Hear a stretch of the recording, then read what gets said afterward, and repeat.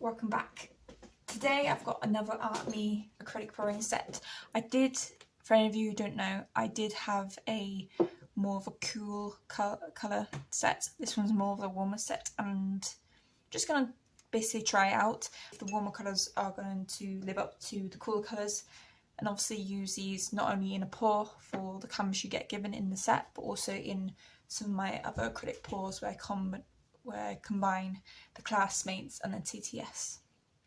So this pack retails at £9.99 on Amazon. Haven't yet found it anywhere else. A canvas with like a wooden board around it and 4 mini acrylic pour paints. I do find that they actually last a lot longer. You can do quite a few acrylic pours with them if you combine them with other acrylic pours, and obviously you become a lot more interesting as a combination than just on its own. Doesn't mean it doesn't work by itself, it's just a lot more interesting when it's combined with other acrylic paints. Okay, so we're just going to open this up. Okay, so I've literally just opened it up. As always, the sets come in the back with a bit of silicone just to keep everything nice and dry. And this is the canvas that you have. The instructions are on the back. The colours actually on, like, in front of me are a lot more vibrant compared to the photograph that you get on the actual box. I thought they'll be very, very similar and not so different. Like this very bright pink looks more towards the red tone, and the red tone just seems a bit more like low in pigmentation, so that's a good start, I suppose. As always, in each bottle you get 60 ml of paint. One thing I did notice is that you get more colours with this one, whereas the cooler sets you get a white and a black, and then a lighter lilac and a darker lilac. This one's a lot more to do with the different types and shades of the red. I'm going to try and do a truing pour for this one like I did with the last set. I've got my little pot here and I've got my stick, so I'm just going to pour the bits and pieces in. I've got to remember to take off the seal inside. It is quite nice to have a set with such vivid colours because, like I said before, with the cooler set there wasn't much variety in tone, whereas these are completely off the colour wheel, more separate than having them very close together. I do think you should have at least a little bit of black, even if it's just for one-time use, because the black does really help with contrast. But with these sorts of colours, I reckon the contrast will be enough as long as they don't muddy. So I'm just gonna start off with the white as always. And like I said last time, there's no measurement for how much of the paint you're meant to put in, so I'm just gonna have to guess. The only good thing about the border is that obviously you don't lose any paint unless you're trying to tilt too much, that it might actually come off the side. That's just something you have to get used to.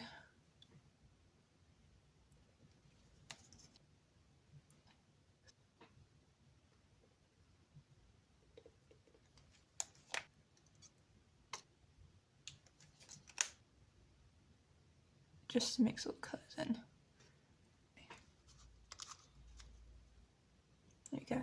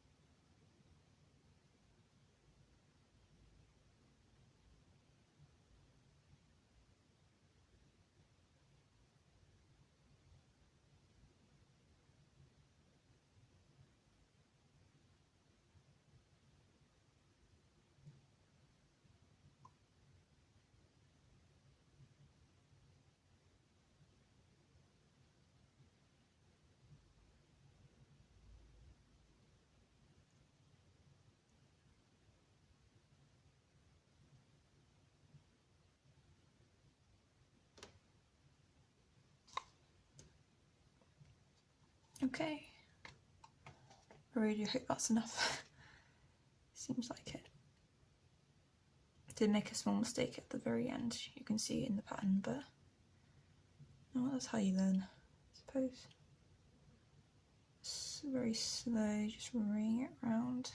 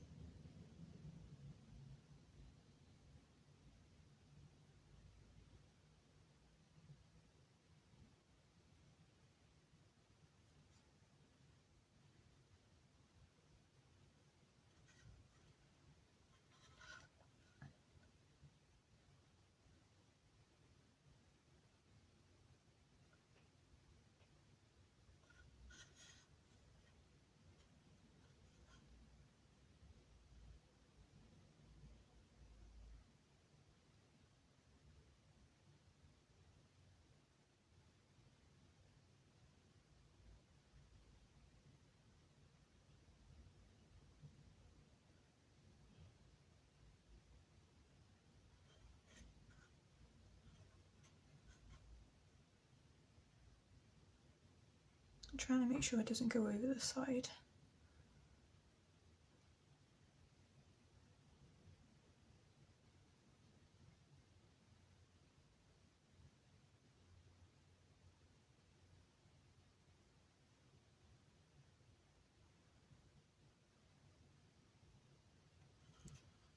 Which it's already starting to, but I'll get there in the end.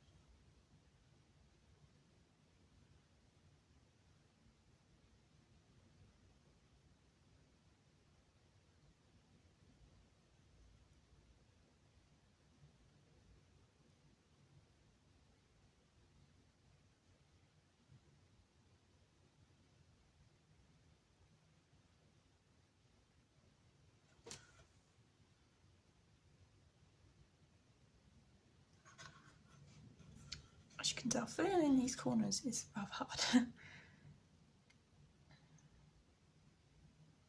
It has influenced some of the pattern, but not too much.